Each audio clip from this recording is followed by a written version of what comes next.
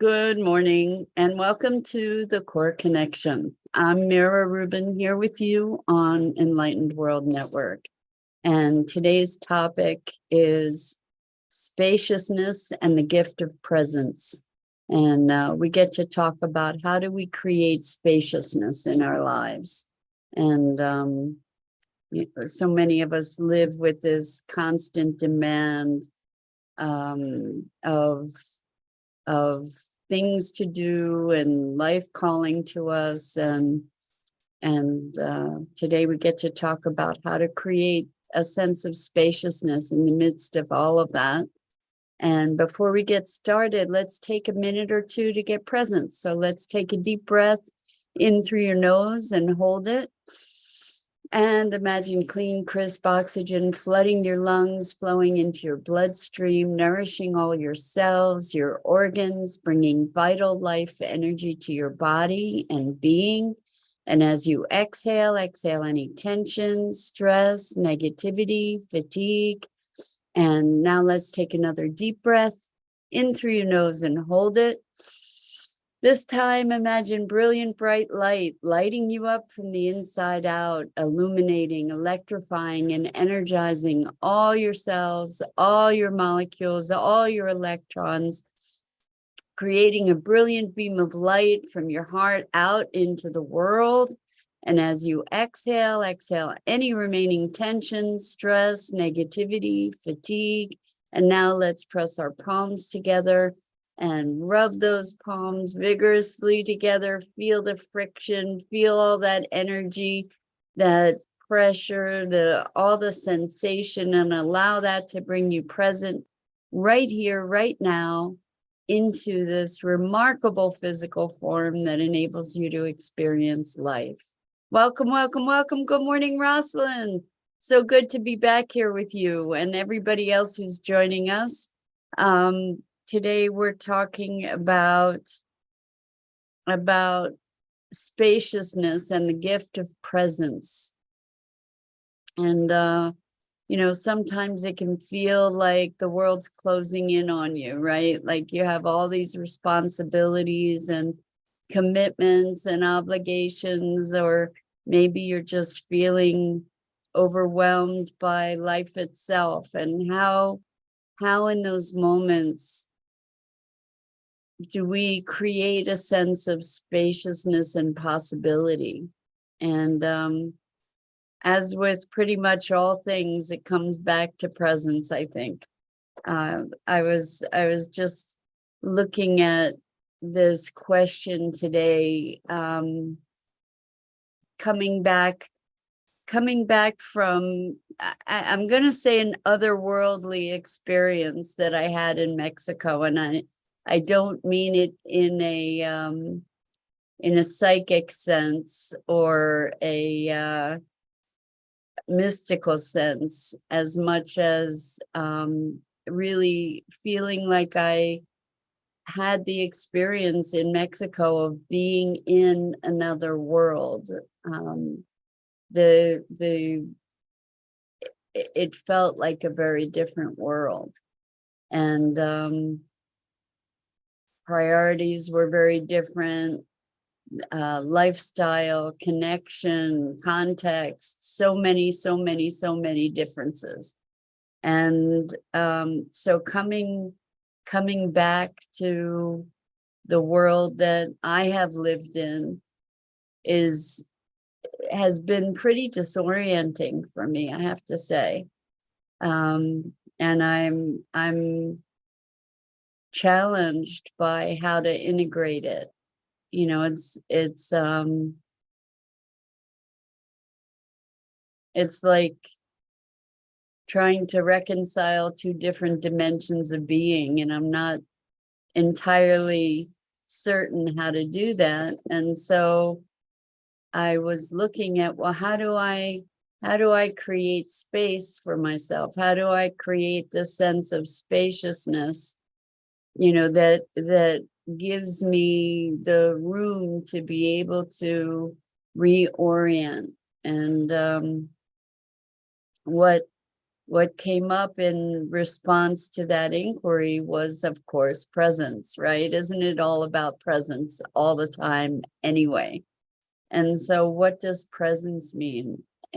Particularly in the context of spaciousness. And for me, it means allowing for really opening myself to receiving the sensations of being here, you know, to connect to my sensual experience, you know, to be drinking in the beauty, to be being present to what's here in this moment. And that actually expands. So Rosalind says, putting old wine into new skin, not working. Yeah, exactly. I think that kind of covers it, you know, like you can't unsee what you've seen, right? Once something change works on us on all different levels, right? And there are some experiences that change us, or through which we are changed. And then the question is, how do we cultivate that new skin? And or how do we allow that new skin to move from its very, very delicate, tender beginnings into a skin that has enough resilience to weather the variations of change and the weather, so to speak, you know. So yeah, presence is kind of the place that it all comes back to, right? That what does presence mean? Presence brings us back into being able to have an exchange, to be receiving, to be responsive, to be aware, you know, to be in the moment. So this place of trying on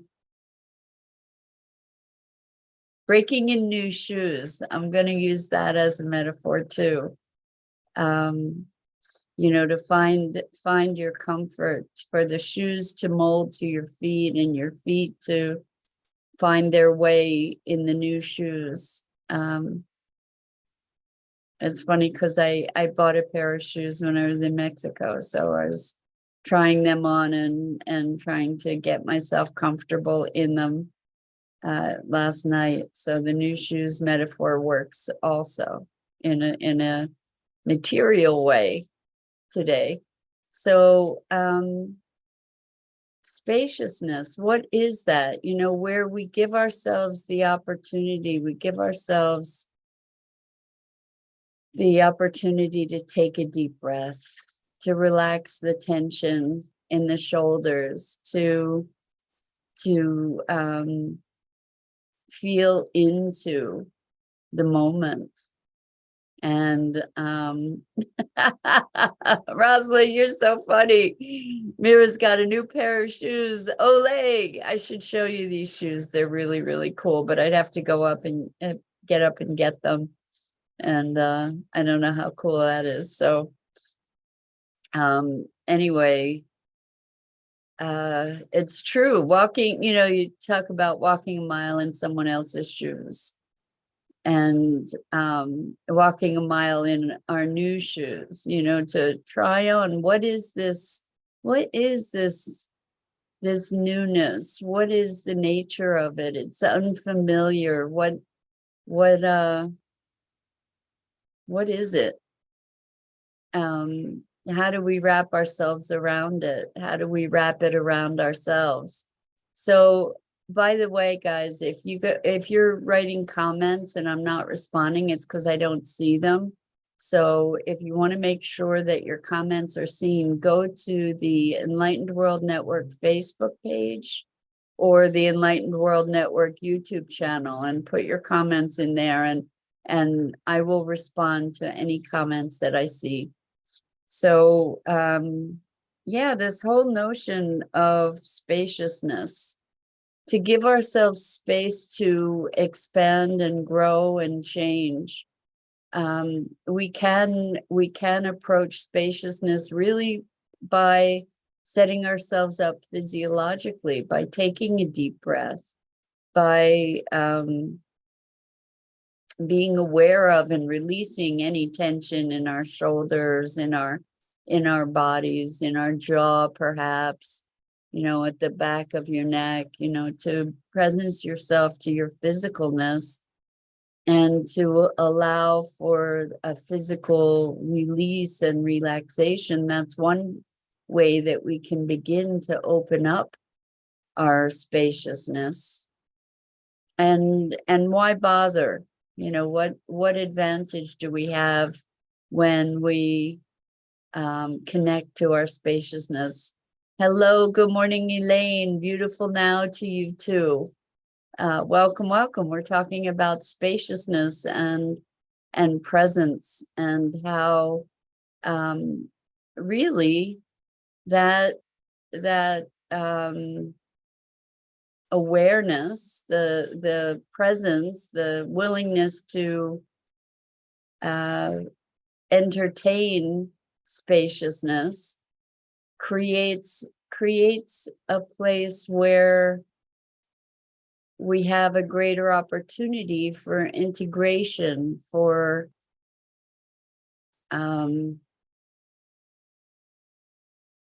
assimilation, for allowing the ebbs and flows that are fundamental to life itself, where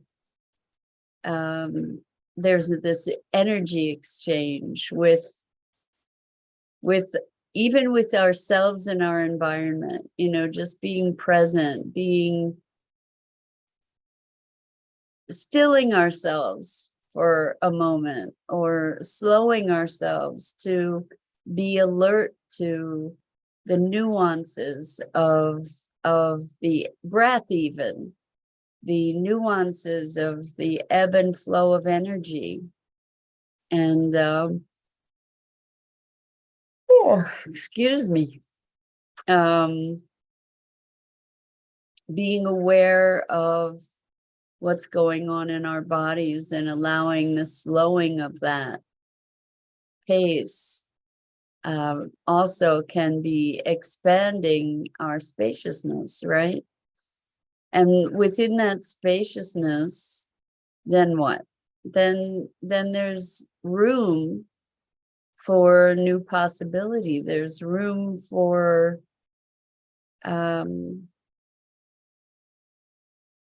new awareness, and maybe the slowing down of whatever mental machinations might have been going on. What I notice is when I'm feeling constricted, it's often because my mind is racing and I'm falling into certain looped patterns of being. And the spaciousness occurs when we can allow ourselves to let go of the urgency of so many demands that in fact are not truly urgent. It's easy in Hello, Jenny. Welcome. So good to have you here with us. It's great to be here with you. We're talking about spaciousness and presence, and how spaciousness is its own gift, actually. You know, when we can be easily becoming overwhelmed with all the concerns and the to-dos and the demands of daily living, that the things that we tend to prioritize without being fully aware of whether they're really important or not. It's easy to get swept up in the doingness of any moment. And the spaciousness, I guess, if I'm to think a bit more deeply about it, is really just connecting to the beingness. When we allow ourselves to be, there's an inherent spaciousness in that alone. So Rosalind says, in the spaciousness with the added notion of no judgment, in the calmness or stillness, yes, the urgency falls away. Perhaps the attention to attachment lessens. I think that that's exactly the dynamic that occurs, Rosalind, and that's a gift that we can give ourselves in any moment, is to in that presence release the judgment, release the urgency, to just being present, to be present to our breath, to be present to our body. Then the spaciousness just expands to allow us a greater context from which to evaluate those priorities that we were setting with an automation or an automaticness, that or an unexamined predilection that we can then reassess. So Elaine says, enjoy the present now, all, as you perceive the presence now. Love. I love it. Thank you, Elaine. So yeah, as we presence ourselves to the present, there's a profound spaciousness that just moves from that space. And that spaciousness gives us an opportunity. Good morning, Gia. So good to have you here with us this morning. Welcome. We are talking about the gift of spaciousness and presence, and how when we need, like I notice for myself, I've been needing integration time, to be finding some a new balance. And what arose for me is the ability to connect in a deeper way. So Jenny, wow. Jenny says, my rental car was stolen yesterday, and I feel overwhelmed and I feel vulnerable and stranded. The economic collapse has me feeling urgently wanting to get to Wyoming with my family to feel safe. Jenny, it sounds pretty intense. I'm sorry that you're experiencing such really big upheaval. If it was a rental car, I'm hoping that it was covered and that perhaps you can get another rental car. I hope that you're okay, besides being shaken up, obviously, but I hope that you're okay. So I think, and this is easier said than done, But safety in many ways is an inside job. And I understand how when something like that happens, it's so disruptive to the foundation of safety, feeling so vulnerable. So Jenny says, my insurance company won't pay for another rental. Wow. Wow. So I don't know what to say to you, sweetheart. I imagine you were going by car so that you could transport things with you. But I'm wondering, and I'm sure this is beyond challenging. Let's see. Jenny says, don't have anyone here as help to help me as I needed. Oh, wow. All I can say, Jenny, is I'm wishing you ease, that spaciousness is the place to start. I'm sure you feel like things are closing in on you, and it's frightening, and I'm so sorry for that. If you can bring yourself present into this moment, then feel yourself right where you are, and in this moment to allow yourself to be present to that you're okay. That circumstances may be disruptive and frightening and feel very overwhelming, but in this moment, if you can find just presence, then that can maybe help you to begin to find some balance for yourself. And in that place of just this moment, this very moment, knowing that in this moment you're okay, regardless of circumstances, then that might be able to plant a seed of possibility. Rosalind's asking, where in Wyoming, Jenny? So Jenny, the rumors that the end of the world is on 9/24, I feel a panic inside. Well, Jenny, if the end of the world is on 9/24, there's not much we can do about it. And so maybe you get to relax into whatever that is. We tend to experience our fears and project them externally.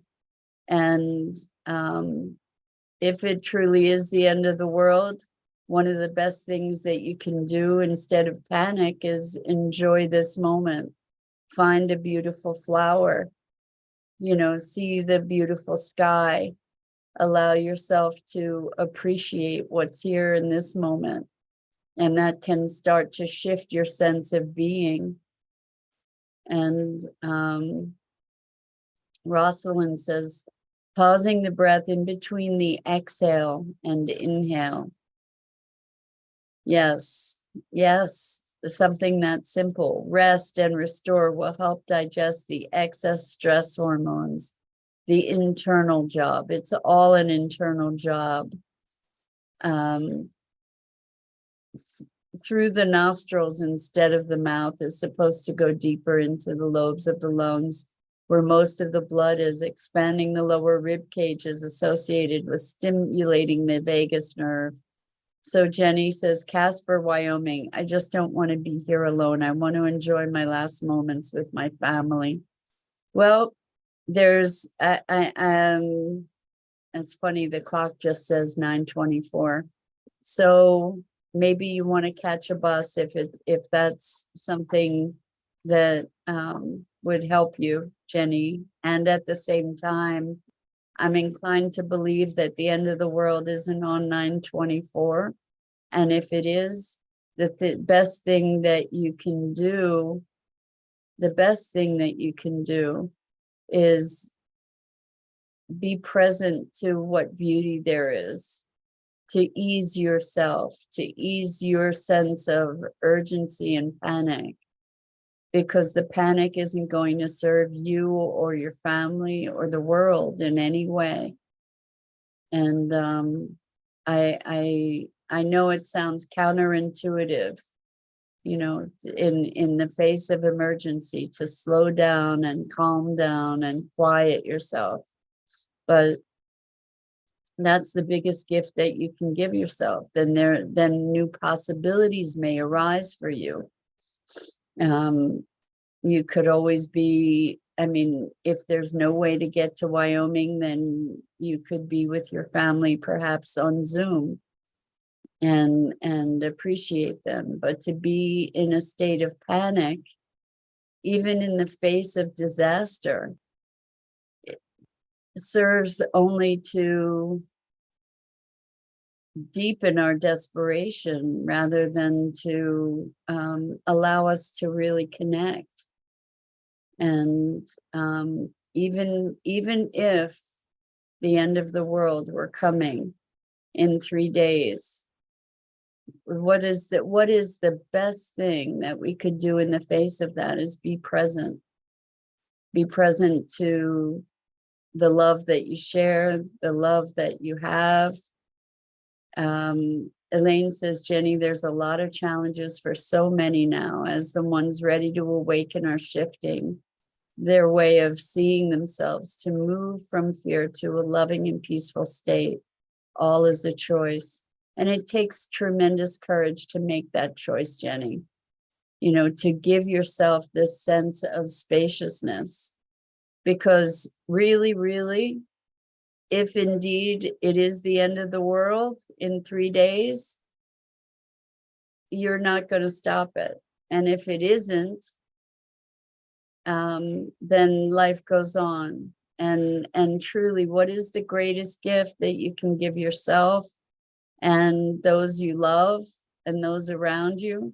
Is that gift of being present to the appreciation for what is here and now. And certainly in the face of the challenging circumstances that you have, I'm not saying it's easy. It takes an act of courage and an act of will.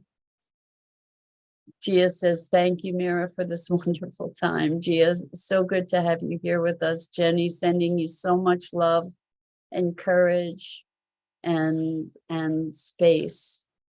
And that's it for this morning, you guys. I so appreciate your engagement, and Jenny, I appreciate you bringing your concerns. And Jenny says, thank you. I only have control of myself and what I am. I hope to buy a car today. Well, Jenny, the best of luck and love to you. And to all of you who are listening, thank you all so much for participating and being part of this.